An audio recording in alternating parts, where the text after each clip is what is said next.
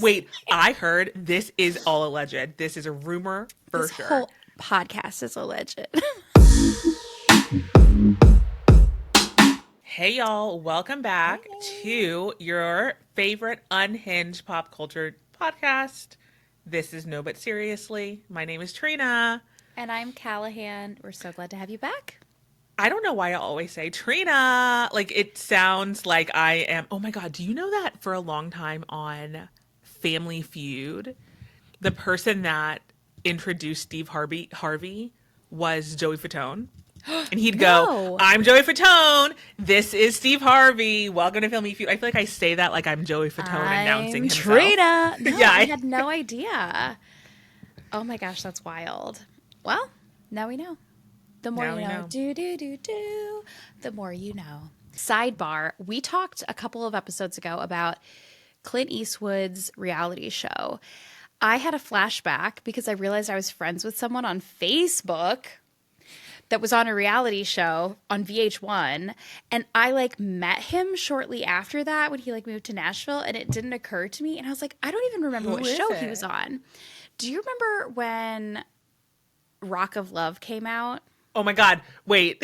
Let me tell you something real quick. Yeah. Those of love shows were my And they shit. just kept going. So Daisy of Love was the next season. So he and his best friend somehow both got cast for this. Do you know who I'm talking about? I don't. I will Daisy not of say Love his was name maybe on one of here. the ones that I did not watch, It but I was watched. really bad. Wow. How many seasons did that one have? 2 for sure that I know of. This guy was on the first season, but I had to deep dive. I was like, he still goes by his nickname that was on the show, which kind of this was '09. This was a long time ago, and I forgot about that whole era of VH1 weird dirty rock and roll. That one guy that was the pickup artist who was basically just he was early Andrew Tate. Was it the one that ruined gaslighting it? women. Ruined it for all of us? Probably. Do you know what I'm talking about? Why those all ended? Where I'm sure somebody was sexually assaulted or something awful Or happened. worse? You didn't know about this? Okay, I'm gonna back up. I'm gonna back up at the very Okay. beginning. Okay. So we first had Flavor of Love, and that's when we Yes. got that's when we got New York. York, Oh my yeah. gosh, it was great. Yeah. That's when we got Beyonce. That's where that's Beyonce? from. And so a spinoff of Flavor of Love was Rock of Love with Right. Bret Michaels. Yeah. And one of the contestants there was Daisy. And she got a spinoff, Daisy of Love. Daisy De La Cruz, yeah. Or New De La Hoya. York, from original Flavor of Love, Yes. she got a spinoff, I Love New York. From a spinoff of I Love New York, we got A Real Chance at Love with the brothers from one of New York's seasons, Real Okay. and Chance. That's right. So we got Real Chance of Love. Oh my God. Okay. Yes. Tila Tequila had one, a shot of love, a shot at love with Tila Tequila. Is there and then from Rock of Love also Daisy got her show, and then a girl named Megan got one. Megan Wants a Millionaire. And I think that was maybe all of them. But from You just all of gave me those, this complete yes. schematic. If I Okay. had a board, I would write I them need a all down. whiteboard. Yeah. So then from all of those shows started the VH1 of Love version of MTV's The Challenge. And it was called I Love Money. And it was just random contestants from all of these shows that would get together and do these fun challenges to try to win $100,000 or something. There was, I don't remember, at least one season of I Love Money that aired. And then there were 2 seasons that were shot back to back, but had not aired yet. I don't remember if they were seasons 2 and 3 or 3 or 4, or maybe even 4 or 5. And it was I Love Money. It was called I Love Money. Okay. And one of the contestants from I Love Money, I want to say he was on Megan Wants a Millionaire or Daisy of Love. And he, rumor has it, won one of the seasons. But we the public did not know anything about that because the seasons had not aired yet. And in between recording the seasons and them airing, he murdered his girlfriend in a very violent way. And it was really, really, really messed up. he ended up, I don't know how he murdered her, and I don't know her name, but I'm going to look it up and put it on the screen so that we can remember Yeah. her. Remember the I'm not even going to victim. mention his name because Yeah. part of me Who doesn't even cares? remember it, and also fuck that guy. But he then went even further, and he cut off all of her fingers, or maybe even just like her hand, but he cut off her fingers, and then he pulled out all of her teeth so that her body could not be identified. And he shoved her body in a suitcase and threw the suitcase in a dumpster, and then ran for the hills. I think he ran to Canada. And her body was identified by the serial number on her breast implants. And they put the authorities, figured out that it's likely him. He's now missing. And he ended up unaliving himself. I don't know what I can say on a podcast versus TikTok. He unalived himself in Canada after he ran away there. And VH1 scrapped it all. Like, that was the end of all of the shows. None of the seasons of I Love Money had came out. There was the season that he won, but there was also a season after that that had already been recorded. They canceled all of them.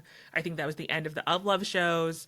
And obviously, the worst thing is that he did this violent act to this woman, but also ruined those shows for the rest of us because fuck that guy. Ruined He it. was terrible. Wasn't that terrible? Is that terrible?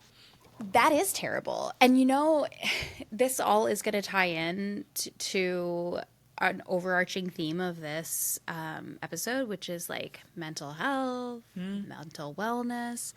I think about this very problematic season of Love is Blind and how they keep trying to experiment with like putting people together in all these different scenarios, the ultimate, like whatever. This has been going on since like, the blind date show. Remember there was a serial killer that was on The Dating Game in like the 1970s. Oh yeah. Like, Wait, Richard Ramirez? I believe so. Yeah, I think it was Richard Wow. Ramirez. Yeah. And it's wild to me that we don't have a better vetting system Yeah. or like psychological testing to make sure that like people are better protected, like even themselves. Like somebody might want to go on one of these shows and then not pass a test, and it's like, actually, like, girl, wait it out. Like, Yeah. maybe Match.com, because this isn't for you. Like, you don't have the fortitude to go on this and then deal with the backlash on social media Yes. of what people are going to say about you against your will. Yeah. Like, it's wild because there's also that element of like going through the process, being isolated, then being thrown back into your normal routine, like whatever normal is. And they're picking like smaller cities now. So Minneapolis, it ain't big enough for those people. Everybody knows everybody. And it's starting to get messy. I'm not And even watching people- that season because of the lack of diversity on there. I can't. I saw a post where they put like 6 of the guys on the screen, just like Was in it a little 6 grid. different guys, or did it just look like the guy with a different hairstyle? I couldn't tell. I honestly couldn't tell. I couldn't tell. I couldn't. It took me a while. My husband and I watch it usually like before we're going to bed, and I'm like, maybe I'm a little tired. It's late. Is that Ben? He's like, I think it's Mason. I'm like, if they don't have the like bottom thirds on there, I don't know who the fuck is talking. Yeah. Blue shirt, blue sweater, blue quarter, like I don't know. They're all the same, and they all have some variation of like narcissistic tendencies. So who's to say? I will preview that there was a lot more diversity in the experiment that is being broadcast. And I don't know why that is. Having worked in production, it could be a number of reasons, and people could have withdrawn consent after the fact. Like, actually, this was embarrassing for me. Like, I don't want to be seen. There were several, at least 2 that we know of, couples that got engaged that were not shown. The production always tries to say, like, oh, we just follow the ones that we feel like have the most longevity. We know that's not true because there are some that are still together, and there's others that are much more dramatic that we follow. So the lack of diversity alone, especially coming from a city like Minneapolis that has such, a rich history, but also the one person that they actually air that talks about the importance of George Floyd and the aftermath was a white girl named Lauren, and good for her, I guess, but she like brings it up in the context of wanting to have a partner that has shared beliefs and finds it important to be involved, especially as a white person, in social causes. And he just sat there like a lump on a log, like, I don't really know. I don't have an opinion. I'm just not really educated. And she's like, yeah, I had to educate myself. So, and then she picked him. And I was like, everything you just said went out the fucking window. Like, he sucks. He sucks. He's garbage. And there were people crying on TikTok about him a year ago. Oh, You he's should have that guy. known. He's that guy. He's that guy. Oh. He's that guy. And you don't have to watch this season to know how problematic it is because it's everywhere. Yeah. And again, why aren't these people vetted better? Or is this just what, did we not learn from VH1? Did we learn nothing from Richard Ramirez on The Dating Game? I don't know if we probably learned it and then changed our minds as because society it's because we're cyclical. stupid. Like you said, we're like digressing as a society in ways. I've never seen a show listen to its audience less than Love is Blind. I have said for at least 2 seasons, I'm not watching the show anymore. And then I've gone back on it and gone back on my word and like watched anyways and then been pissed off because like, why did I waste my time? It's like that ex-boyfriend, you're like, never again. Yes. And then he texts you a year later and you're like, we're just grabbing lunch. I'm just like, I hope he's well. I've been like, shit. I'm putting my foot down with this season. Mm-hmm. Yeah. Everything that I'm seeing online just says like it's not really worth it. I'm gonna watch it through you. Like, please let me know if something happens, and then maybe I should check in. But honestly, like Love is Blind in general, they need to get all new producers. Like, get rid of Nick and Vanessa. Don't get me started there. We honestly, it was a dumpster fire. We should have known it was the beginning of the end when they tried to do a live finale. When they tried to do a live reunion. That live finale had me heated. If I was ever going to resurrect my Twitter, it would have been that night. So I actually tweeted, and we didn't mention it because I didn't talk about, like, I didn't have any context in that tweet. But there was a recent tweet that I can't prove anymore because I've deleted my Twitter that said, Netflix, are you not embarrassed? It was because of that Love is Blind live reunion. That was such a failure. I'm glad they got it together for Beyonce's, like, the Beyonce Bowl, because I was ready to cancel my plan, which I have since done. But if they had fucked up Beyonce, I would have been pissed. I cannot believe what they did with that reunion. It was so magically bad. Like, so bad. It was really bad. And then you have cast members, former cast members going live on Instagram, and they're getting like a barrage of questions, and they're like, we're sitting in a dark room, like, we don't know, blah, blah, blah, blah. It was so anticlimactic when they finally posted it. What's her name? Vanessa. Mrs. Lachey. She's like, we crashed the internet, y'all. We were so... Why did I make her Southern? Also, Vanessa Lachey not understanding the point is so, I feel, on point. Also, do you remember when, I think after one of their children, Jessica Simpson sent them a gift? And I don't know how it got to press, but someone in the press asked her, Vanessa, about it and was like, oh, that gift from Vanessa. I mean, that gift from Jessica. Maybe she put it in her book, like, I never got a thank you or anything. I don't know. Maybe I made that up. I don't know. I don't know what the tea was, but something happened. There was tea. Where someone from the press was like, Vanessa, what about this gift from Jessica Simpson? Like, what do you think? And Vanessa Lachey. Vanessa Manillo Lachey claimed to not know who Jessica Simpson was. Not only oh, wow. Not only is that absurd, like, that's your husband's ex-wife. They were ridiculously famous in their own right, had a reality show together where they became more famous. And also, you used to be an MTV VJ where I guarantee you talked about her being on the show, on camera interviewed together. her. Like, they were. Are you insane? She must have misheard. Like, I'm gonna have to say, like, she misheard and thought that someone was talking about someone. I can't imagine. She was like, I don't know her. Like, you're not Mariah. Relax. Did they use like her married name? Were they like Jessica? Oh God, who did she marry? I have no idea. Janessa. Oh my God. Oh my God. Jessica, football guy. Janessa. That's their love child.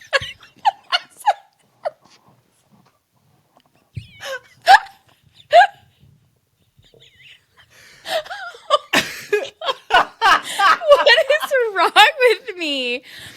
I am not high. I don't know what is going on right now. I am a little, and I love the name Janessa. Like, I'm going to name my next pet Janessa. We should get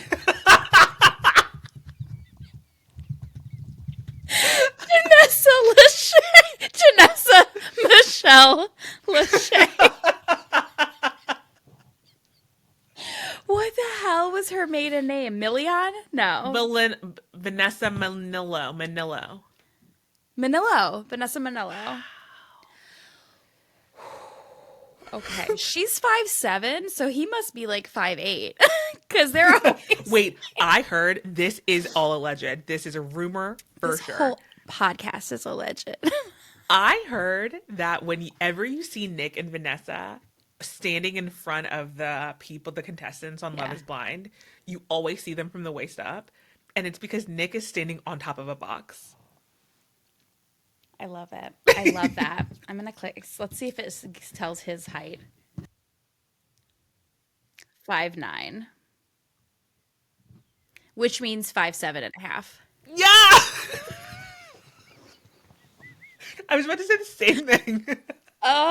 Because we already know that men have no concept of what 1 inch is. Well, it's boy math. 6 inches. Yeah, that is definitely boy math. I'll admit, though, I was a 98 Degrees fan. They were your number one boy band? They weren't, but I was a fan. I had the album. Who was you bought a whole album? I did. Wow, that is dedication. Who was your number one boy band? I mean, during a certain time period of Forever and Ever Amen. Because it's during a certain time period, you can't pick New Kids on the Block. You would pick like 90s, like early 2000s. I've never cried over a boy band except New Kids on the Block. Really? Oh, yeah. And that was recent, so I'm not even going to go into it. Okay. NSYNC. Yeah. I was Team BSB. I ended a 7th grade friendship over BSB versus NSYNC for sure. Like, we were done. And it wasn't like we got in a fight. I can't speak for her. I think that she was the same. Like, yeah, neither one, like, it wasn't a disagreement. We Clearly, didn't yell. we don't have enough in common to continue this friendship. And we didn't speak again until like college. Wow. I was very serious about the Backstreet Boys. You were very serious about this. I wasn't super serious because I just had this like OG love for Joey McIntyre, and I was obviously saving myself for him. And so NSYNC came along, and I was like, all right. I just happened to like their songs a little more. The No Strings Attached album was probably the first one that I was like, oh, okay, cool. I could get into this. But I would tap my toe when Backstreet Boys came on, you know? Millennium is turning 25 this year, and they're coming out with a Millennium 2.0, which I think also, guys, I'm not going to go on a deep tangent, but as everyone knows, right. I Want It That Way doesn't make any sense. And it's because they changed the lyrics to be a little bit more catchy. And there was a version that came out in Europe that made sense. It talked about no goodbyes, no more lies. And the rumor is on this Millennium 2.0 album that they're dropping in July, don't ask me how I know that, they're coming out with the real version of I Want It That Way that makes sense when you listen to the lyrics. We'll talk about it. We'll talk about it in the summer. Yeah, let's do it. Okay, I just want to say one thing, because there's a lot of things we need to talk about. Oh my God. Okay. I want to go back 30 minutes now. I feel like we've been talking for a long time about the other thing that I wanted to bring up from last week's episode, which was when we talked about Elon Musk's 13th child. And we lost count. We weren't sure if it was 12 or 13. We're still not sure, but word on the street is he has fathered yet another child. There's someone else that has come forward and said that he is the father of her child. And I'm learning that Elon Musk thinks it's one of his duties to repopulate the earth with what he calls superior DNA. Yes. And I don't think that this is the last time that we're going to be talking about this. No. Who is this other woman? Do we know? I don't know. Okay. Oh, I think I know that it's a mother of two of his other children. I don't think it is a Okay. new like MAGA Yeah, influencer like the influencer. Ashley St. Clair, Ashley something or another. Yeah, good job. Wow, you're a big Um, fan. absolutely not. I Um, just remember some fun facts every once in a while. are these all natural conceptions, or do we know, like, are they being I don't know. inseminated? Is I that don't how know. you? I heard that when he had his children with Grimes, Mhm. at least two of them were artificial insemination. I don't know about the others. Yeah. Um, I don't know. Yikes. I can't even wrap my brain around the level of narcissism that has to exist to feel as though you are responsible for repopulating society. Not only that, inbreeding. Like, how many I kids are you going to have? Could you imagine having a sibling that's like 4 months younger than you? well, ask Nick Cannon's kids. I'm sure Nick Cannon is finding new women right now. He heard Elon Musk had a 14 baby and got to work. I'm sure. Hold Will my beer. Absolutely. So weird. It is, yeah. But also, like, other than like Nadia Solomon, like Octomom, has any woman ever not in a cult felt this way? John and Has Kate plus eight. Don't remember about Kate plus eight, but they also went off the deep end. I think. they Justice did? for Colin. I wonder how Colin's doing. Oh, I know. Poor Colin. Um, but this is the thing with like the early years of reality TV, and we're starting to see like the Nickelodeon documentary that came out and like where kids were literally like preyed on. But even when it comes to reality TV and seeing the impact that it had on children's mental health being like thrust into the public eye, it's really weird. Like originally, I remember being homesick and watching TLC's A Baby Story, right? What was that one? It would follow women in like the final months of pregnancy, and but it was always like very documentary style. It was kind of like David Attenborough, like as as she feels crowning, she knows it's time to call her OBGYN, and the family will meet her at the birthing center.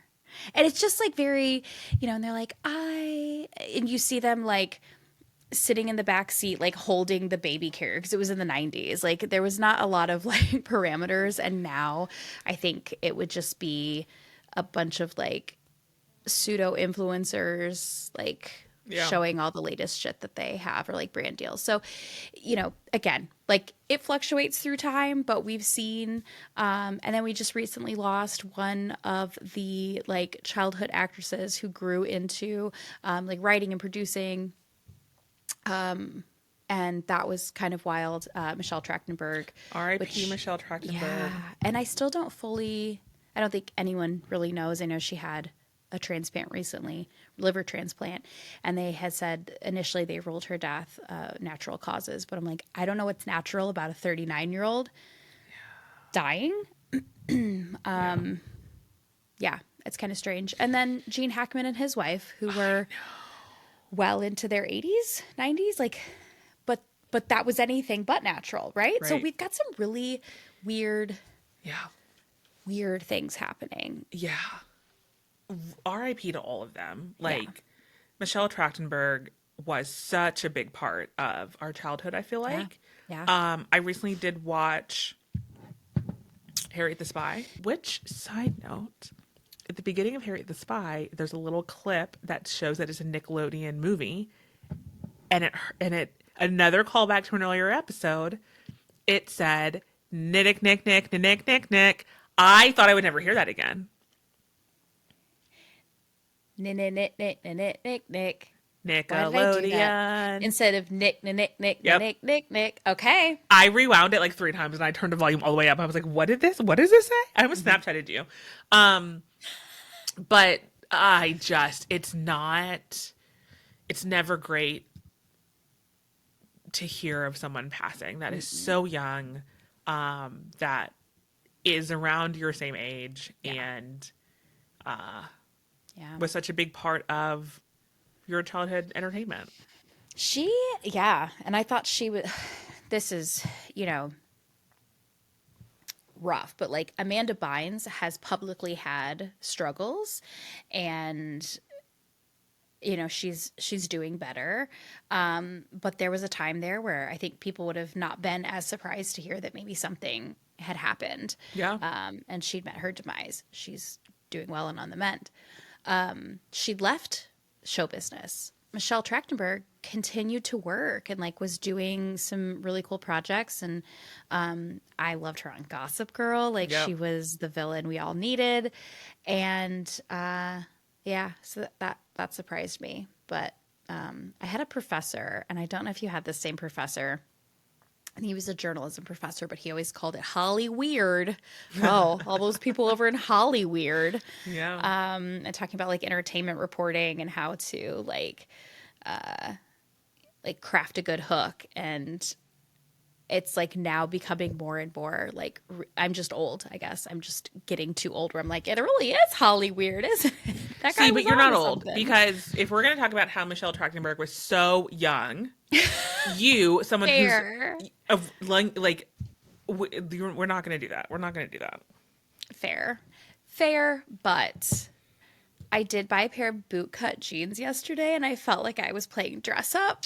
Bootcuts are coming back, and so is flares. I know. After Kendrick wore flares at the Super Bowl, they're coming back. It's only a matter of time They until we walk out in the rain and it soaks up the water up into like a our wick, knees. like a candle wick.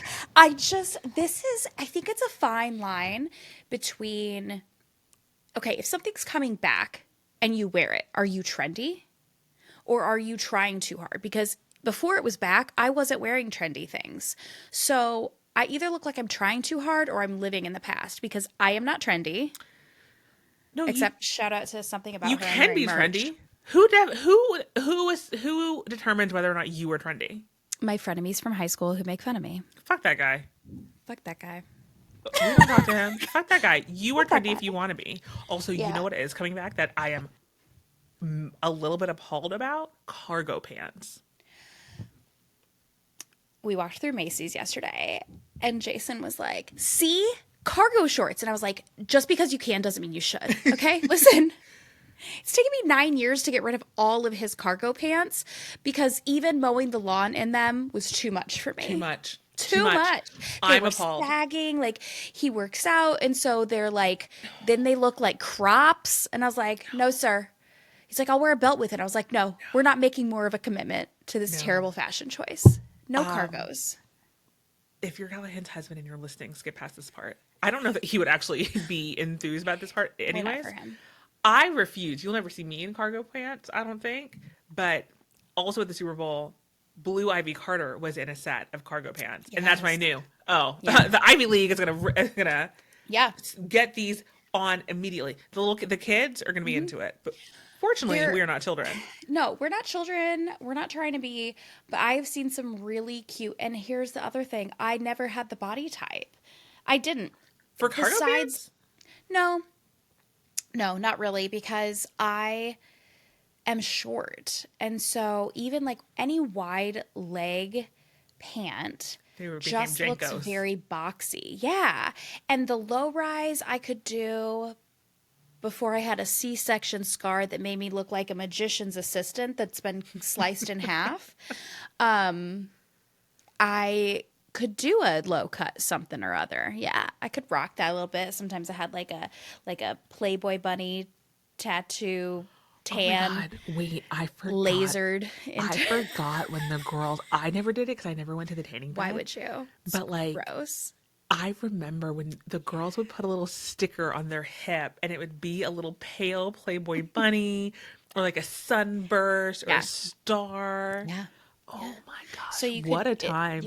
you could track your skin cancer. You'd be like, I am this many degrees from melanoma. Uh-huh. You just like rub on the bronzer around it. Yeah, it was a time. And then if you were adhering to any sort of dress code, you had to make sure that your belly button ring had like 6 charms at the bottom of it so it could stick out a little bit under your layered lace cami because otherwise it'd have to be too cropped and then you'd get dress coded and you have to go home. But like you Yeah. need someone to know that there's like a little gem under there. I wanted so badly to have my belly button pierced in high school, and I asked my dad one time, and he said, "Who are you going to be showing this to?" And that was literally the end of that conversation. Done. Now that you know what, actually, my mom may listen to this. You know, both my parents. It is what it is. My parents made the very controversial decision to allow me to get my belly button pierced when I was 13 years of age. Okay, I was 13. It's fine. It's just a hole. It heals up. Honestly, time. a belly button piercing is like the least of things that could have And let me tell you, it's been healed for a decade now. Like it's been healed for some time. But the choice to do that came with a contract that they really wanted to be a legally binding document. Let me tell you that I was not going to get any other piercings or tattoos when I like as a minor or when I lived with them. And I signed it. And when I tell you I broke it once and I was asked to not come home. How did you break it? I skipped lunch with a friend. I went to an old man's home off the west side of town who was doing piercings on the side to raise money for his wife's cancer treatments, or so he told us. And I got my tongue pierced in an old dentist chair. What? That's crazy. Yeah, it's wild. I was 16 and thought I knew better than everyone. And it didn't get infected. It should have. But my mom saw it like within 24 hours. And she's like, Yeah, because it's your What tongue kind like of swell up and you whore? can't even talk, right? and they tell you like don't eat spaghetti because it can get caught and then it'll like dangle in your throat and choke you. What did we have for dinner? It was Italian night. Yeah.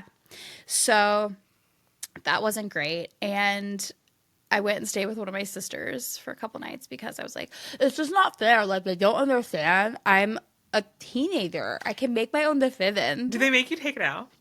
Yeah, they did. So the day after I turned 18, You got it done again? I got it done twice. You had to. I double pierced my tongue. I was like, you're going to tell me what to do? I'm going to double do it next time. I'll show you. I'm going to be in so much pain because you told me I shouldn't. How long did that last? Because by the time we were in college and I met you, you did not have that. I did not have it by then. I did have it for a few years, and then I had 3 lobe piercings and industrial, and I got both my tragus done. I had those for a while. Yeah, and that's when I learned that nobody tells me no. Yeah, I still sometimes have that attitude. And I'm like, fuck you. You're going to try to tell me what to do? Yeah. I'll show you. You think I should save my money in a 401k? I will spend it before that even happens. I got adult money. Yeah, I'm going to buy a self-propelled vacuum. I do not know if I should spend my money or save my money. If anyone out there can tell me if I should spend or save, let me know, because is the world going to end or not? Oh my God. This is so interesting that you say that, and it kind of makes me see the other side of whatever you see the other side of, the coin, the fence, the street. Other side of the grass. No. I know. But so like as someone who doesn't have kids nor wants any, like as a child free by choice lady, I feel that sentiment that he has.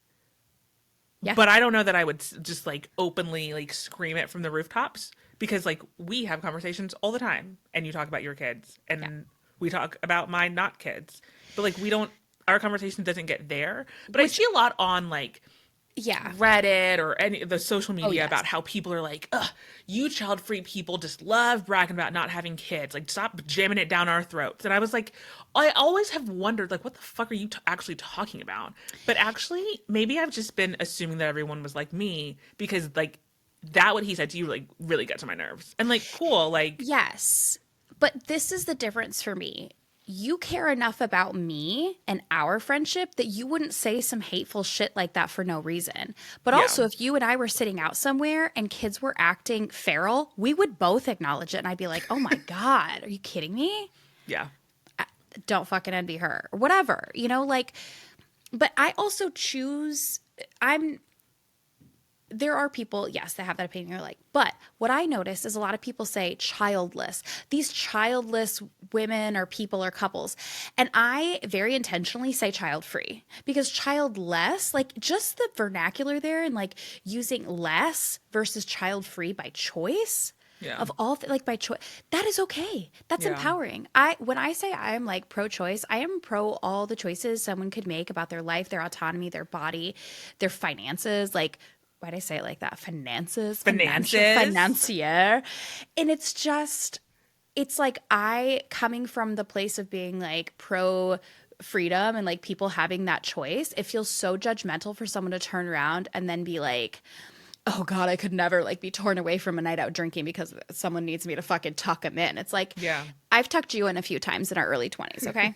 He's tucked me in too. But like, let's be real, like, yeah, that's a choice I made. This is a choice you made, right? Like, It seems like the exact like other side of the scale that's just like obnoxious. Like stop pushing your yeah, beliefs on other people, even if your belief is child free by choice 100%. and someone else's belief is you Right. have to have kids to Yeah. repopulate the earth which I have something to talk to you about that.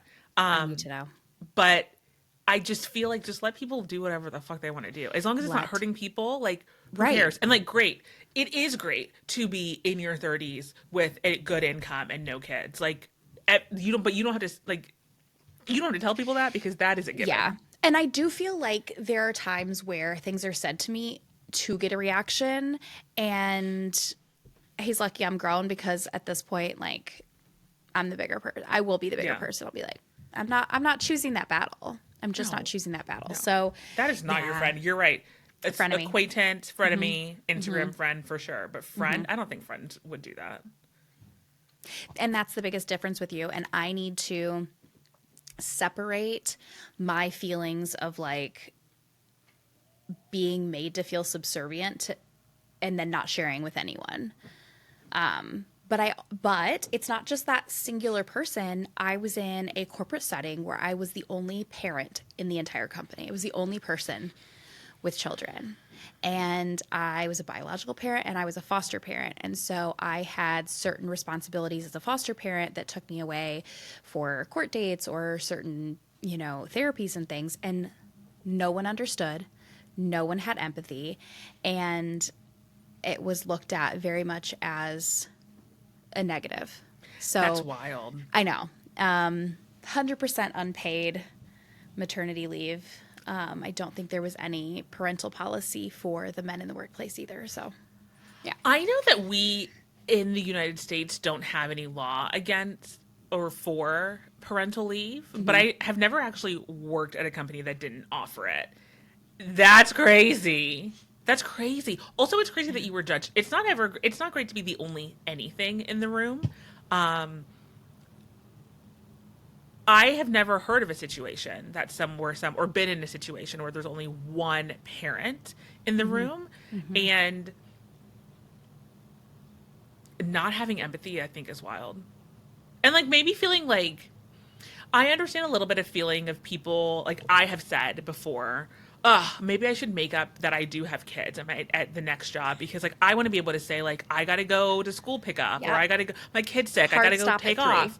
And I do think that like people who don't have children should be able to just be like, you know what, I do have a headache, I'm gonna go. Or like Yeah. my parent or a grandparent or I have a friend that Yes. really needs help right now, like my friend is having a mental health crisis, I need to go pick them up from the hospital in the same way that someone can go Pick pick up their children up from their kid school. from school and not have anyone think twice. Like I think that those things should be equal, Yeah. but not having empathy for anyone, Yeah. but especially a parent that needs to go pick up their like do Yeah. it doesn't And make any sense in my head. And this child with I don't high even fuck with needs. kids like that. Like I it doesn't make sense in my know. head. I know. Like there was a time in my life where I really did not feel like I wanted to be a parent. I did not want to have children, and then I've gone out of my way to like take care of other children. So that's weird.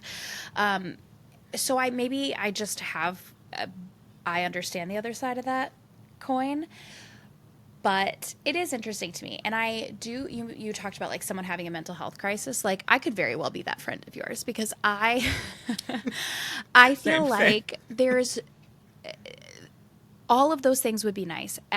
Greater empathy across the board, more access to balance of self-care, work-life balance. But I feel like as a society, as American like culture, we're moving further away from that. And I think Yeah. that Oh that's like yeah. one of the underlying things that scares me so much is that we are being told to remove any emphasis or value on diversity, on equity, which, like, how are these bad or like negative words? Inclusion Right. of people that should Right. be, access. The ADA is potentially, you know, that has been in place for so long and is potentially now going to become something that no one has to comply with. And like I Yeah. have an aging parent that I'm responsible for, when it comes to getting to doctor's appointments and things like that. I always check to make sure, even concerts, like I need to know if it's wheelchair accessible, and I need to know, if something were to happen, where we need to go, where we need to park, if there's an emergency, how I can get her out. And Yep. those things are just like now sort of considered extras. I don't know. Like it feels like the bare minimum to just allow people to exist in common spaces. I think there's two parts to this. I think one part is 100% what you're saying. Like, we are moving backwards Yeah. as a society in the empathy space, in a lot of spaces, but in empathy for sure. And I remember always hearing and thinking that we currently live in the most peaceful time on earth And yeah. and not really understanding what that means because we have terrorist attacks. We have terrorist attacks that are from our own country. What's Yeah. that called? Domestic terrorism. Domestic terrorism. Wow, I have had a drink. It's happy hour. We have like people just like not caring about each other and Yeah. shooting each other or fighting or Not there's only just a not lot. caring about each other, but like openly hating a Right. group of people Right. and being rewarded for it Rewarded for in it. ways. And so it seems hard to understand that this is the most peaceful time, but then when you see things or watch movies about what was going on during the gladiator age or like Yeah. I don't know. I know that Game of Thrones wasn't a real thing, but like they would just the way that they would just like kill someone and just be like, "Whoop, sorry." Savage. Like the way, yeah, Savage. it was just like Uh-huh. savage times, and so like Yeah. that's puts things to perspective. But like, I think what I'm trying to say, I've gone off on a tangent. I think what I'm trying to say is like we're moving backwards in the empathy sector, 100%. But also, times two. I have two alsos. I don't think that people realize that DEI doesn't just mean black people because I'll get to that in a second. But No. like it affects everything that you said. Disabilities, women, other races. Like there's Children with so disabilities, access yes. to education, Exactly, like IEPs. people who can't afford these, like it's so much more than what it looks like on the surface, and I Yeah. feel like there's a lack of understanding there, and we're about to be in the find out portion of the Oh, fuck we around and find are. out, I guess. Yeah. But I would be remiss if I didn't say that it was critical race theory at first, then it was woke, and now it's DEI. And like, I'm not Yeah. dumb enough. No. I have done and said a lot of dumbass shit, but I am not dumb enough to know that they are just talking about black people. And Right. I it affects so much more. Like, I can't understand how you can hear the word equity, inclusion, and diverse and be like, no, that's not for me. Oh, Like, oh, why would please. you? Oh, God, no. I cannot Yeah. mentally wrap a hand around it. I can't figure it out. That Yeah. just is, I can't understand it. I don't. You're right. It started as CRT, then there's like the woke movement. And so in associating all those things as the next buzzword that they feel like, oh, that this is the new thing, like I don't identify as believing in those things, but then as soon as they're like, "Oh, I didn't think you meant me. I didn't think you meant a Right. disabled veteran. I Right. didn't think you meant," and it's like, we absolutely did. Like, because that's who those programs protect. Those are the people that benefit from having the diversity, having equity in the opportunities and access, which is inclusion, but like it's that otherism. It's like, oh, I just meant other people with these Yep. issues. I didn't mean me. I didn't Yeah. mean my kid that has an IEP. I didn't mean the after school program that I need because I work till 5. I didn't mean me. I didn't mean Medicare. I didn't mean God, the Affordable no. Care Act. I was talking about Obamacare. Obamacare. That's what I meant. And I lack the ability and like reasoning to figure out that they're the same thing. I just Yeah, don't understand. I know. We have I know. gone way down a rabbit hole. But Yeah. fuck all of it. Fuck Fuck all all of of it. it. And that's what I want to say. And I love that people like Jasmine Crockett, AOC, I love that people are literally just coming out and saying that. Yeah. Because it is hard. And I do, in the next breath of saying, like, I don't understand how people look at diversity and equity as a bad thing. And there's so much hatred and it's like, it's so discouraging. In the very next breath, I'm like, and I fucking hate people like that. Like, oh God, oh my God, it's me. I'm the problem. Because I really struggle to have empathy sometimes for the people that come on and they're like, I just lost my job. Yeah. When I voted for this, I thought it was just other people losing their jobs. I'm going to lose my farm because the government grants from USAID were subsidizing and protecting my ability to grow crops and provide them for XYZ. And I voted for this, but not this. And I'm Yeah. like, like Right. me as like a core person, like the character of who I am, would empathize with that, would feel terribly that anyone's losing their home, their livelihood, those things. And another part of me closer to the surface is like, yeah, it hurts, doesn't it? It hurts. And maybe you need to feel a little pain to The petty Betty in understand. me is like, oh. But I know the good person in me shouldn't be that way. I'm a Gemini, so I feel both sides very strongly. Are those scales ever even? Like, it's always a little tipped, You right? know, only I think once or twice in my life have this two scales been even, and let me tell you, it's a weird feeling.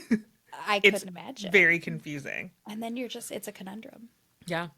Hey guys, so we have a surprise for you this episode.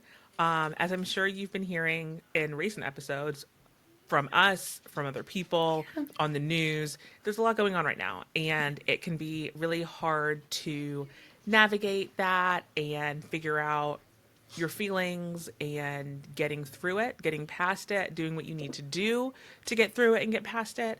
I certainly am feeling that 1 million Yeah. trillion percent.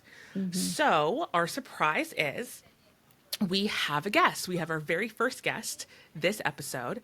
Her name is Brittany. She's a mental health professional, and we're going to have a little chat with her and learn about how we can navigate this new space that we're in. So, get excited, stay tuned, and welcome, Brittany. All right. So, something we've been talking about, a new segment that we're just including today, a very special guest, a a theme that we have been constantly bringing up is mental health and community, and ways that we can all sort of protect our mental health in sort of a like hostile media environment and society that's just like not really looking like we are familiar with. So we're really excited to have her here today. We're bringing in Brittany Madison. She's a licensed mental health counselor. She mainly practices in Central Indiana, and she's here to talk to us a little bit today about mental health and what we all can be doing right now. So welcome. Welcome, Hello. Brittany. Thanks for having me. I appreciate it. Thanks for joining us. Absolutely. No, but seriously, this is the seriously part that we want to kind of give a little bit of hope, I guess. We're always looking for hope. We have our guilty pleasures and things that we watch to take our mind off of, like, Trina, what'd you say? Doom scrolling? Like, Doom, yeah. The darkness, the spiral of darkness, the doom scroll, the feeling of helplessness and hopelessness that sometimes takes over. Yeah. And I feel like every day it's something new, isn't it? Like, that's where it's hard. Like, I think my mom said the other day, she's like, well, I don't want to put my head in the sand. I'm like, there has to be a balance. You can't be chronically online, but I understand you need to know the like new things that are happening. So before we get into that, like, first and foremost, I want to say, like, is this something you're seeing across the board? Are Trina and I like unicorns? Is this weird? Are we bizarre? Is this something you're seeing? So no, it's totally happening. is it? Okay. And what's legit. like your area of, if you want to give just like a little background, what you like mainly focus on in your practice, or what your background is, and what you're seeing right now? Absolutely. So I have been, I graduated in '09 and then took like a year to kind of figure it out. And I lived in North Carolina at the time, and boy, wasn't that eye-opening, working in a military town, and worked at the psych hospital, doing psych evals for inpatient, and also mostly was based out of the ER there, doing a psych assessment for when people would bring them to the ER. I did that for like about a year and a half, and then moved up here, and in 2012 I started doing community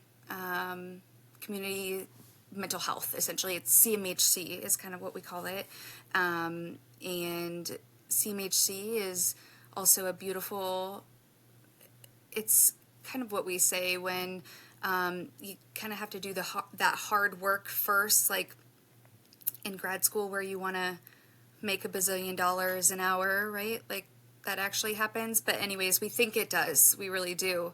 It's that beginning stages of work where you have your supervision, you get all kinds of training, which is good because you know nothing. I'm supposed to be helping families and kids, and I'm like, I don't have any kids. Yeah. So it's that big learning curve. But I basically did school-based for 12 years, 4 years in one district on the southwest side of Indy, and then I did an 8 on the north side in Hamilton County. So along the side of that, I've been doing private practice. I co-own my own with my ex-wife right now, and that is, now I just do private practice, and it's a beautiful thing.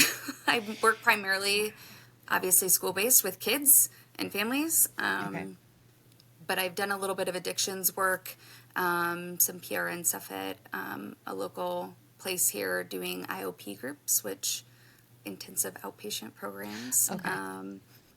That's several hours in the evenings, and I actually really loved it. I didn't know I would like addictions early on, but so I feel like I've had to dabble in a lot of things. So with private practice currently, though, I do see a lot more like older teens and adults. and the group work, is it the groups are going to have like underlying similarities that of like issues that they're tackling, or is it like a grief group or something to where you're addressing a common issue? So the IOP groups, Yeah. those were specifically substance abuse. Yep. Got it. Those were specifically, but like fun fact, when you start using substances, so if you start using alcohol at 13 or 14, and then move on to other drugs, and, even into college, and you're popping pills, or, and it's pretty frequent. Unfortunately, what kids don't realize is that the impact that it's having on their brain, but also their emotional, like, development. And so when I'm seeing 35-year-old women at a substance abuse treatment place, like, I'm actually dealing with a 13-year-old. Ooh, yeah. Yeah. So, but in that sense, it's very easy. Like, it's not complicated work. Like, I'm literally teaching them what I would teach during my daytime job working with kids. I'm teaching them the same thing. Teaching about their feelings, not shoving them down, expressing them. What does that look like? Sitting in feelings. Ooh, that's a hard one for people. Yes. We don't like that. I don't like it. I don't like it. Yeah. And that's where I think that, like, self-medicating in Yes. probably a lot of different, it's not always a substance, right? Like, it can be shopping or throwing yourself into other things, but that's tough. The underlying issues is kind of what you're really wanting to get to. Yep. Wow. It's hard. You have to be ready to do the work, obviously, but I think my real passion, I would say right now, is family work and kind of like growing with families, and the excitement and pure joy that I get out of having these really big, hard sessions is so fulfilling. Or having, a 6'3" dad, macho, I don't talk about my feelings, and making him cry. I love making men cry too. Oh my gosh. We just went into the wrong field. Yeah. That's amazing. It's legit. It's, it's things that they don't think about, or they don't have people in their life to tell them the things that they need to hear. And Yeah. so Not many having the parenting people things. in your That's life. definitely my passion, is parenting and helping change the patterns of how we parent. Oof. Yes. Yeah. Yes. Understand. And I mean, honestly, I think one of the hardest things that I've heard people say is, like, I'm reparenting myself as I learn to become a different parent than I had. And whatever the example was, a step parent or a broken family structure. And you sometimes aren't going to get the healing from your parental figure. You have to find it within yourself before you can do better work with the next generation. If, that's where we go. So, Yeah. I mean, I think I've done a lot of work myself over the years, and back in, college, it was free to go to counseling. Like, loved that. that's what I was doing. I was going to the counseling center at Ball State, kind of getting things in order. And obviously throughout, I've gotten some certifications too along the way. Have you heard of EMDR? Yeah. Love EMDR. I have not. Can you Ooh, can you yeah. can you It's a explain? modality, right? So, Yeah. EMDR is eye movement desensitization reprocessing, hence the reason we call it EMDR. I was trained actually right after the Noblesville school shooting here in central Indiana. Oh, wow. So I was a NOVA crisis responder at the time, which stands for the National Victims Assistance, NOV, Victims Assistance, yes. And so our Indiana chapter, if you will, is called ICART, Indiana Crisis Assistance Response Team. So the company that I worked for allowed me to take time away from, like, my school and my job. Unfortunately, the connections were extremely strong. It was the the next door district next door. In Noblesville, I was in Fishers at the time, and a lot of our teachers have children there. They live there, and And so I happened to be going right after doing that response that happened. It was at the end of the school year. And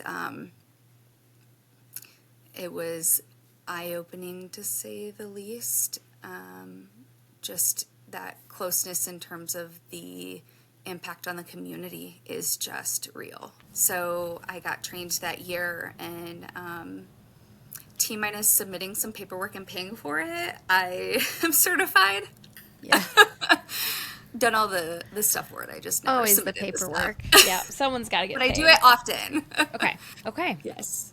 It's very good. It's so helpful with trauma and anxiety. And the easiest way to describe it is just like when you're emotionally heightened, it's tapping into that to decrease the emotional heightenedness. So, you no longer, if something that's a trigger, you can see it the next time and you don't go from like 0 to 10, it's okay. Emotionally, you're actually okay.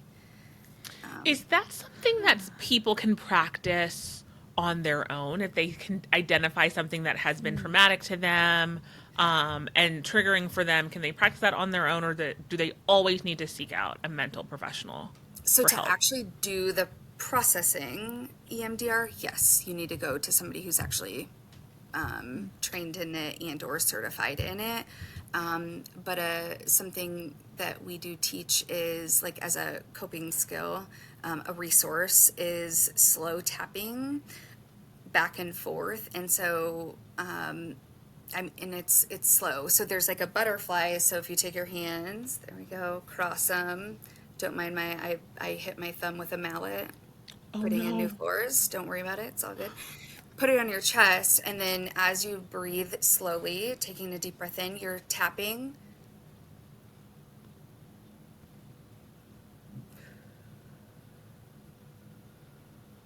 And what that's doing, right brain, left brain. So our left brain is our logical brain. Our right brain is our emotional. The right side of your brain controls the left side of your body, and vice versa. And that's making the two work together. Like, people doing walking is really good. Even people, so do you ever wonder why when you go for a run, or if you go for a run, and if you're like got a lot on your mind, how helpful it is? Yeah. Yes. You're doing Yes. bilateral stimulation. Oh. Interesting. So when they say, like, I need to go for a walk or run to clear my head, it's actually doing that. Like, neurologically, Actually you're doing working it. bilateral stimulation. And it's because you're working both sides of your body at the same time. It's both sides of the brain. Like, Of the so brain. it's, Yeah. it's the right brain, left brain, because it's making the logical and emotional work together. And so when you're doing the actual processing, so if you think about a trauma, sometimes that trauma is stuck in the emotional part of your brain rather than like the logical part. And so it's forcing it to work together to work through that. Or opposite, it's stuck in the logical and it hasn't really transitioned to the emotional part of it. And so, when you do that, it's incredibly helpful. Wow. It's very It's like one of the interesting. things that we teach. So do you think when it comes to, like, staying informed and seeing the news, and, like, right now, it's no secret that I'm not a fan of this administration. Like, this is not what I voted for. There's a lot of things being put into practice that feel very scary to me. And I don't know if that is a trauma response because I feel like some of my rights are being personally attacked, people I care about, people that I love, just having empathy for, like, the human experience. I feel like a lot of people are trying, almost being erased. Is that doesn't seem logical? And I know that people that agree with some of these choices are saying you're catastrophizing, and they would never use the word that big, but they're saying, like, y'all are crazy or whatever. But they're saying, like, we're exaggerating. This is crazy. That's too much. That's never going to happen. But quite literally, whether these things are being caught up in a judicial process or not, stuff is moving along, and there's there's too much transparency with people's records and things of that nature.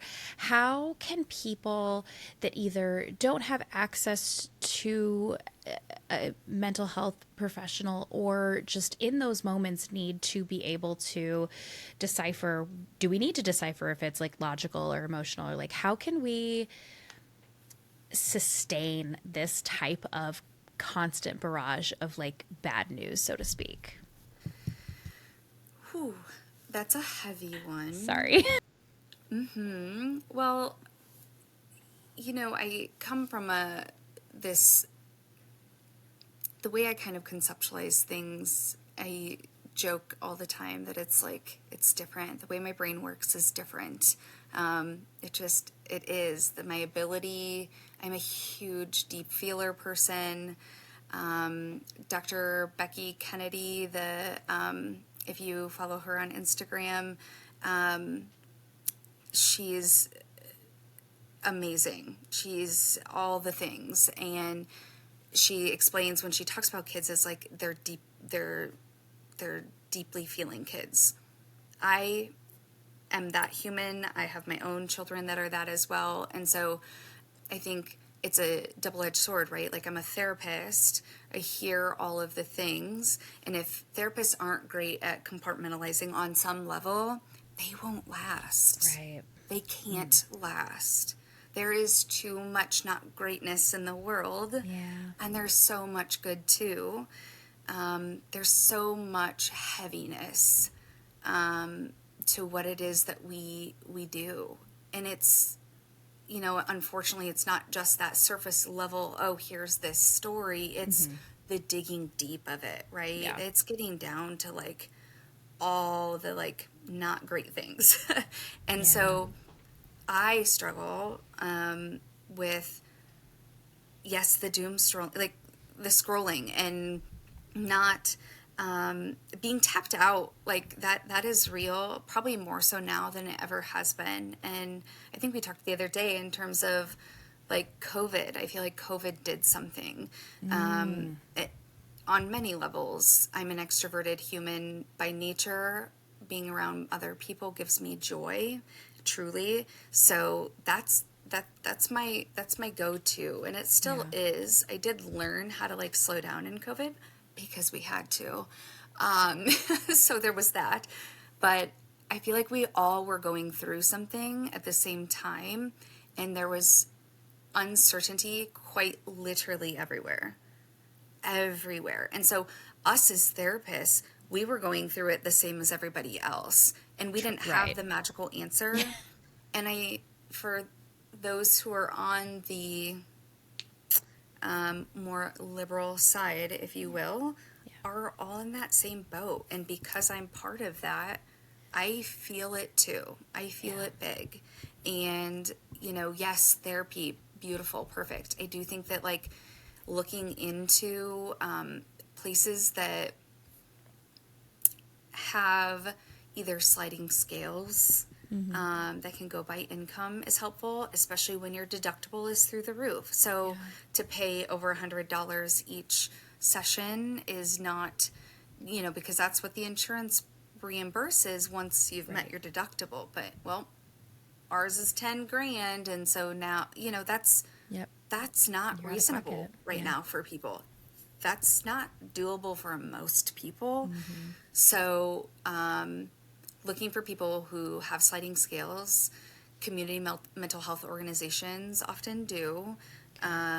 Each county has a designated CMHC that, like, if you live in this zip code, then you're supposed to go here.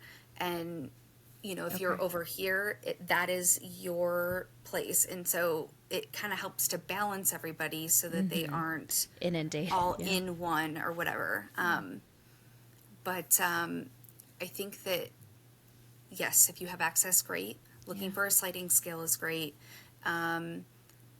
Finding the joy, whatever that is for you.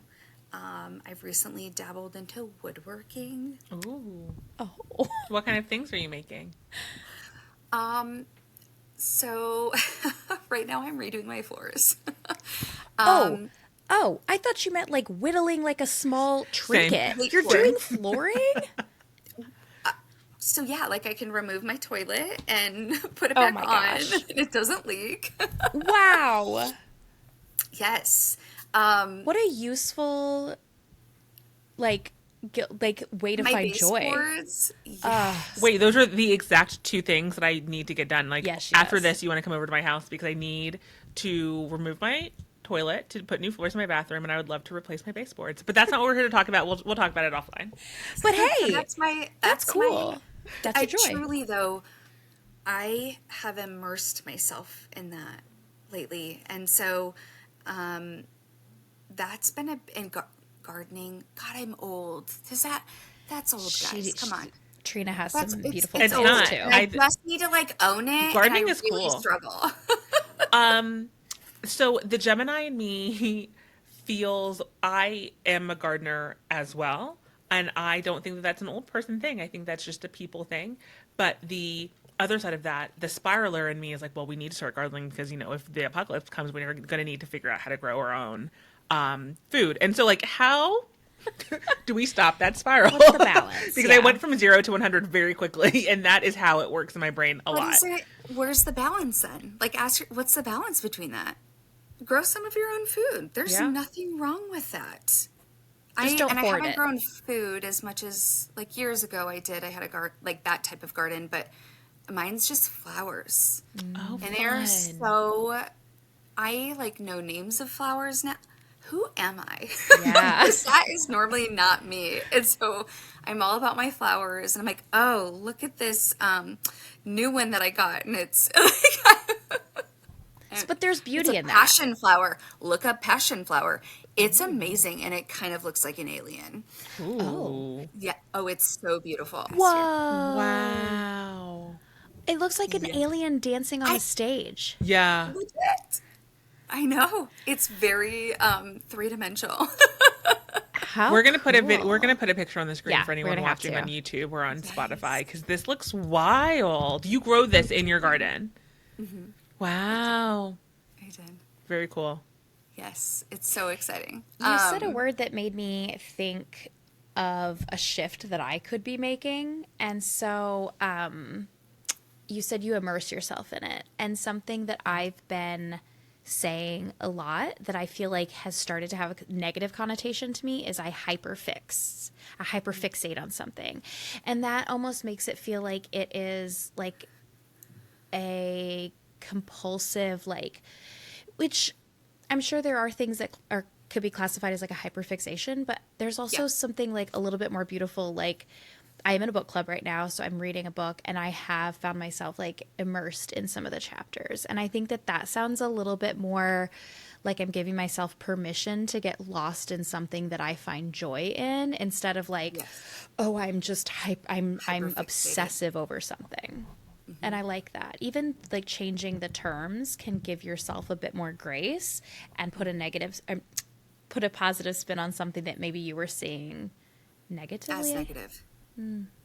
Yeah, no, for sure. I think that's kind of been, I think there's a little bit of history for me with like, so I made like a beam in my house. I did and like stained it and hung that up. And right now I'm building built-ins for my living room, and I'm going to do my own cabinets from scratch because I want them a specific size. And so like people sometimes do wall cabinets for their base, but that's not wide, or it's not like deep enough, and base cabinets are too deep. So I'm just gonna wing it, and I'm gonna do my own.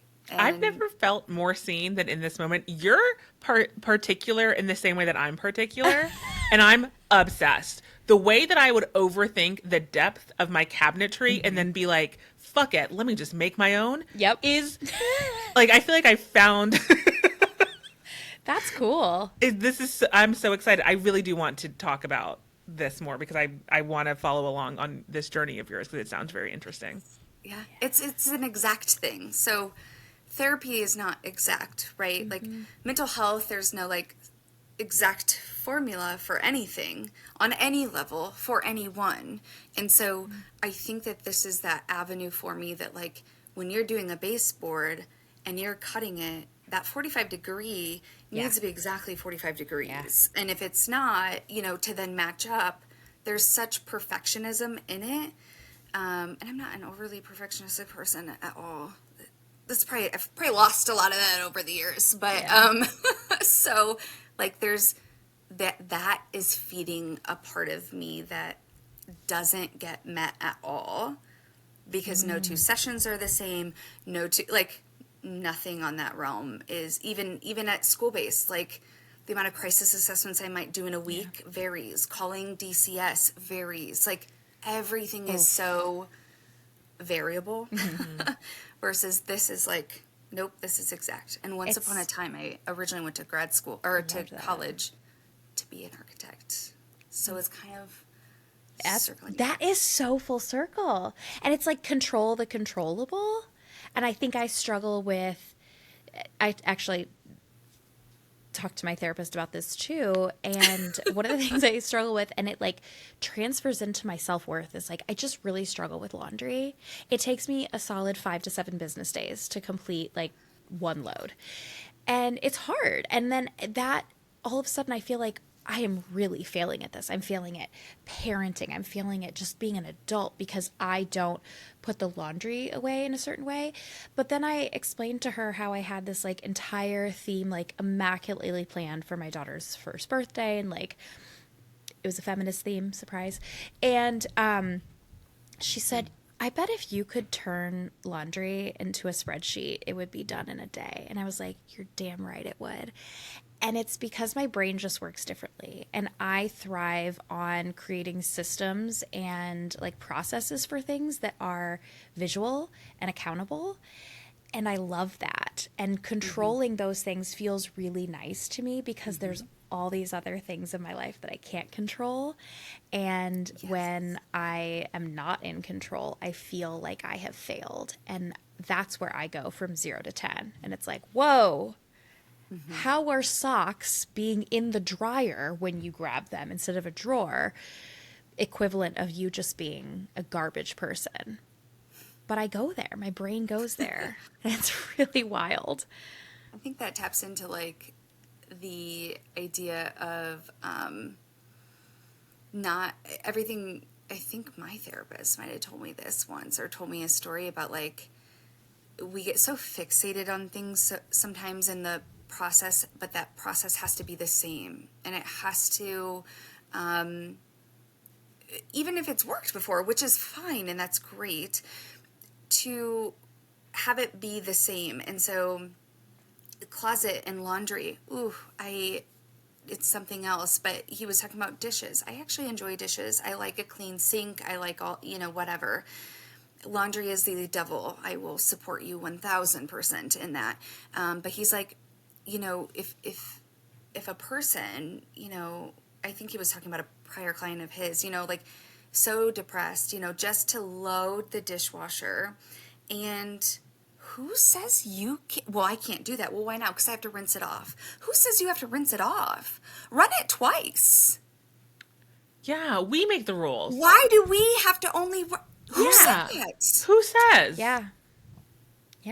I like that. But I look at my closet, and for the longest time, it was organized by size, color, texture, length, sleeve thickness, all of it. You name it. It was like, perfection. Yeah. Who said it had to be? And I get stuck, and I don't do it because I have to do that. Oh, I have to? Who said I have to? Right. Only me. Mm-hmm. So if I can just get it hung up and get it in there, it's a win. That's enough. Yeah. I call that #success. It sounds like what you're saying is the pressure that we put on ourselves, which resonates a lot with me. I hear it in my own head. People tell me all the time, like the pressure that you put on yourself. You put a lot of pressure on yourself. How would do you have any tips on how we can stop putting that pressure on ourselves and following rules that we have put in place that no one else is following or thinks is a rule? It's hearing things like this and taking a moment to be like, oh, That's that. a great point, and Yeah. makes sense. Like, why are we not doing this? I think it's seeking out what other people do is another one. I've always been a question asker my entire life. I ask questions. And that's another thing. I don't ever say but. But is no good. No good. And. I did this, but no. I did this and. Huge shift. So ask questions, seek things out. I think Yes. finding the joy in whatever that is, I think like giving yourself permission to do that is good. I think something like when you talk about being hard on yourself, Trina, 100%. And I think another pitfall is like we sometimes have the same expectation of other people that we put on ourselves. And how quickly we will be disappointed. Often disappointed. I don't even hit my like expectations half the time. How should I expect other people? And also these are arbitrary expectations that I probably don't vocalize. And then they let me down and I'm like, how could you? How dare you? You didn't know? You do that thing you didn't know I wanted you to do. Yeah. Yeah. At the standard in which I set arbitrarily. Yeah. Yeah. What? My quick fix for that is to say, like, what you need ahead of time. So, like, if I'm, like, when it comes to, yes, communication, right? Like, we all could do better all the time. Like, that's just it's a growing thing, Of course. right? Living, breathing, growing part of us and our communication style, and with our partners. And so as we look at that, being able to, I guess, just take that from being able to ask the person, like, what do you need? So if somebody comes to me and they say, or even in session, honestly, sometimes it'll be like, what do you need from me? Like, do you need validation? Do you need me to challenge you? Do you need me to support you? Do you need me to zip it? Do you just need to externally process? Like, what is it that you need? So I definitely feel that a lot because I try to teach that with parents and kids, honestly, to speak up for what it is that they need. And they don't always know, and that's okay. And that's coming from, like, kind of coming full circle to where we started. Like, I don't always know what I need. I know that I need to have, like, an outlet. I told you sometimes I come home and I'm checked out. Like, I got nothing to give. If I've seen 9 clients in a day, like, it's a lot. It's a lot. Yeah. So just being able to, sometimes the playing my little dumb game on my phone kind of lets me zone out for a moment to not think about other people. And so that focus on that is actually helpful for me in those moments. It's not always a bad thing. Yes, doom scrolling is definitely can get away from us when it's, you look and it's been 20 minutes, it's been an hour or whatever. Yeah, right.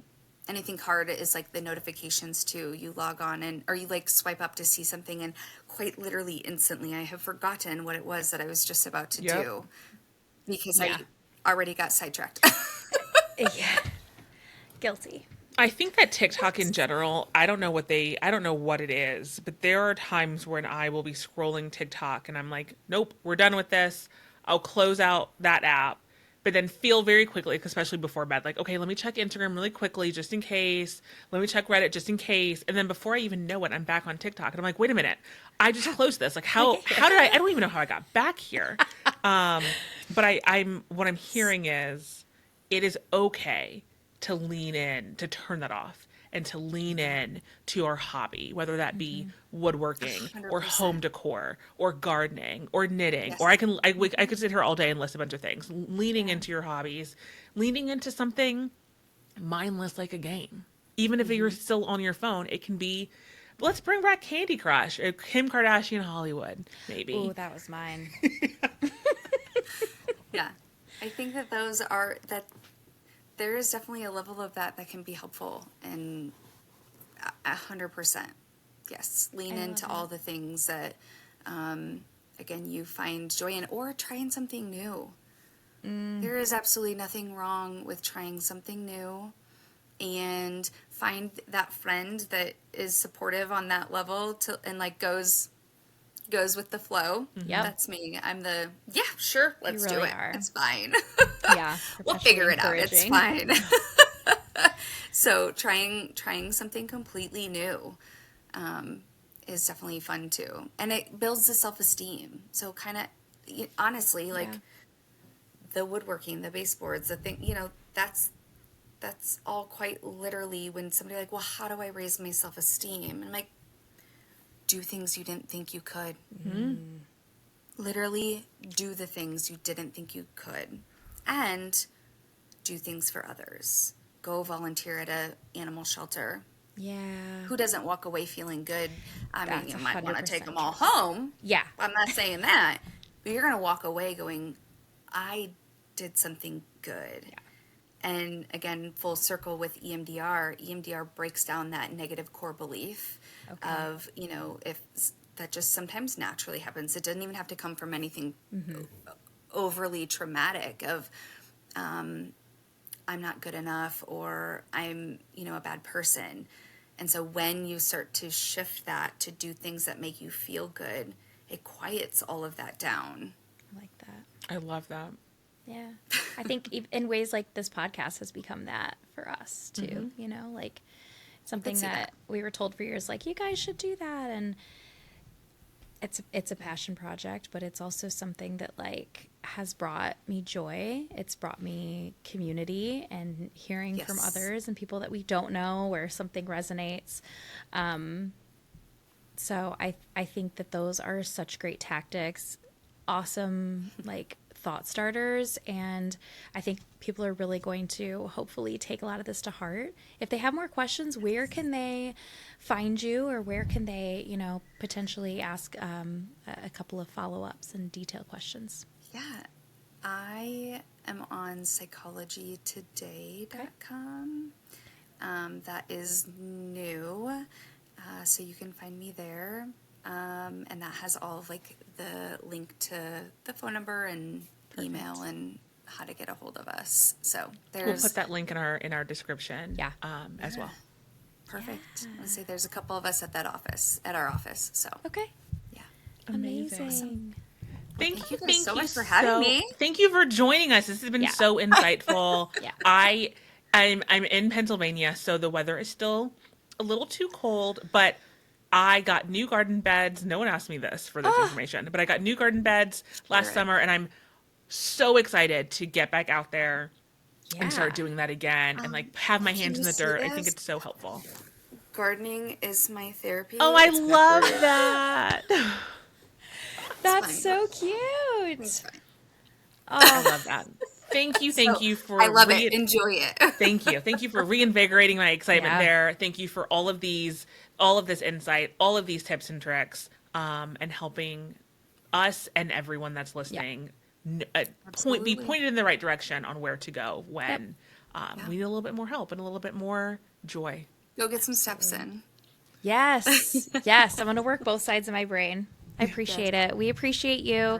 We love the work you're doing. Thank you for reminding us of like those community support programs, and hopefully they don't lose funding in the next few years and people can continue to find support county by county, and sliding scales will give them access as well. Yeah. Absolutely. Thanks, Awesome. guys. Thank you Thank so you. much. If anyone wants to learn more about Brittany and her services and what she can offer, how she can help, there's a link in our description. And you can absolutely contact her to learn more. If anyone is interested in learning more about us, you can find us at no.bs.pod on Instagram and TikTok. And you can listen to us wherever you listen to your podcast and on YouTube. Wherever you listen to this right now. And if you're listening, make sure you follow us, leave a comment, leave reviews, because honestly, that's one of the ways that can really help us get ranked a little bit higher and make sure we have that engagement on there. So please let us know. Is it rating? As I'm saying rating, is that right? Yeah. Also, I would be so interested in you all sharing with us the things that you're going through. Yeah. Like there is comfort and strength in community, I guess. So if you want to share any tips and tricks on how you're getting through all of this nonsense, Yes. please let us know. I would love to try some of those because Misery loves company, okay? Come into the depths with us. Let's get in these trenches, okay? let's all spiral together. Maybe if we spiral fast enough, we'll turn into a tornado and we'll end up in Oz. Oh, wouldn't that be great? Except now I'm on the side of Wicked. So like now I'm like with the evil powers. I already know. Not evil, but you know. I think a person smarter than me can make a correlation between the Wicked Witch of the West not Yes. really being wicked after all, and this current administration claiming to be good when they're not. Just like the wizard claimed to be good and he wasn't. I'm going to noodle on that and maybe we'll talk about it next week. Yeah. Yeah. Put a pin in that, something to come back to. We've got a lot to discuss, like every week. But I know today was a little bit different format. Thanks for sticking with us. We'll be back to our regularly scheduled programming next time. Thanks again for listening. We'll see you then. Bye, y'all. Bye.